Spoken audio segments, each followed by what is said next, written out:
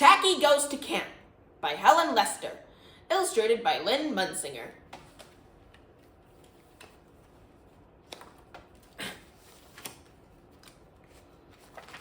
It didn't exactly look like summer camp, but then summer didn't exactly look like summer in the nice icy land.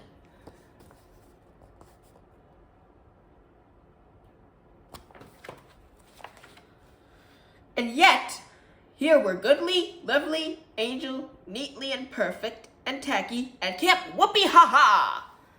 Goodly, Lovely, Angel, Neatly and Perfect had packed carefully.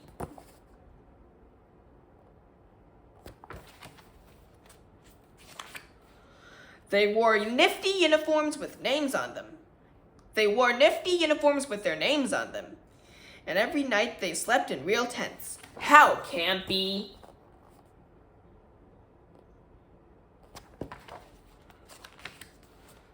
At Whoopee-Ha-Ha, their days were filled with wonderful activities. Rock climbing, synchronized swimming, archery, arts and crafts.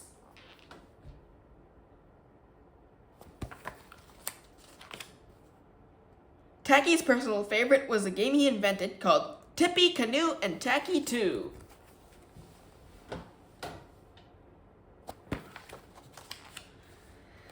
But the best activity of all came one evening. It was Sleep Under the Stars night. The penguins gathered around the crackling fire and sang the camp song. We're penguins, we cannot ride horses, because our legs weren't put on long. But other than that, we're perfection. Just hear us as we sing our song. Whoopee, whoopee, whoopee, ha ha, ho ho, hee hee, hee hee. Whoopee, whoopee, whoopee, ha ha, ho ho, hee hee.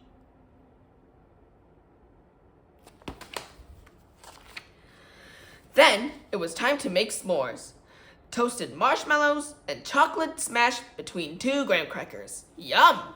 Finally, just before bedtime, it was scary story time. Ooh! Goodly and Lovely told a tale called Gotcha. It was about a penguin poking swordfish and very scary.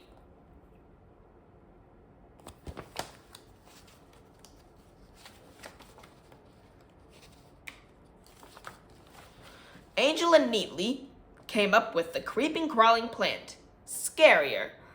Perfect followed with a story called The Whooping Wubba Wubba Bird, which was so scary the penguins could barely listen and held their flippers over their ear places.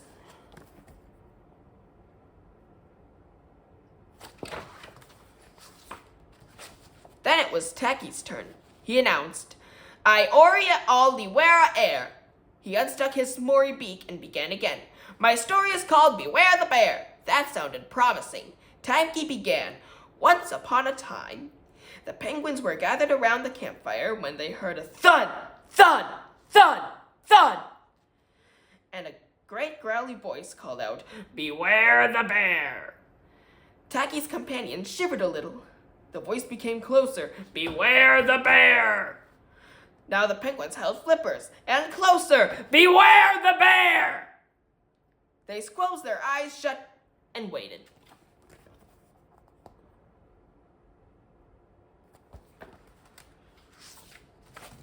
And then, said Tacky, a bear thudded up to the penguins and announced, Howdy do, my name's Beware, Beware the bear. Get it? Yuck, yuck, the end! A silence followed, then a chorus of, Oh! Scary story time had ended as a not-so-scary story night, so the disappointed penguins crawled under their sleeping bags. Only one penguin remained unbagged. Tacky needed s'mores. At least a few dozen, more or less. Finally satisfied, he dove in headfirst, not worrying about having crumbs in his bed. Not was he aware that his sleeping bag was lying on the leftovers. He just couldn't quite finish.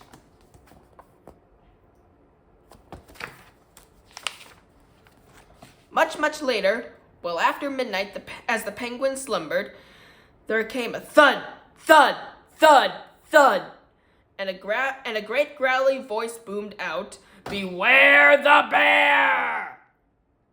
Up shot Goodly, Lovely, Angel, Neatly, and Perfect, and what they saw was a bear to beware of. "Something smells yummy," growled the bear.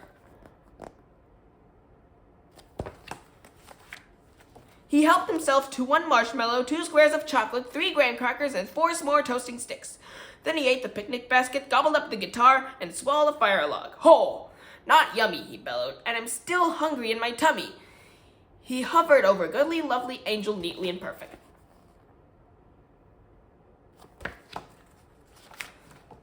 The penguins always did everything as a group, and what this group needed to do now was run. But Tacky, "Wake up, wake up, Tacky, wake up!" they cried. "Once more," murmured Tacky from the depths of his sleeping bag. "Tacky, wake up!" they repeated. Frantically, they tapped him and poked him. At last, when they tickled his webbies, he popped up and...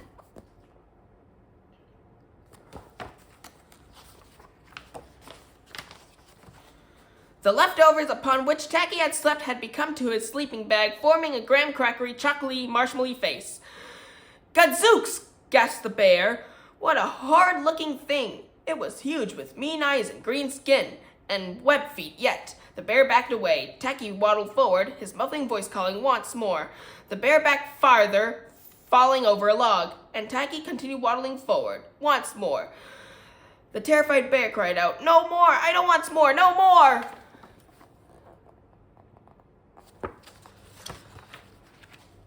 Yelping, "I'm out of here!" the bear got out of here fast. As he sped off, he thought to himself, "This was embarrassing, but at least I'll have a scary story to tell around my campfire tonight."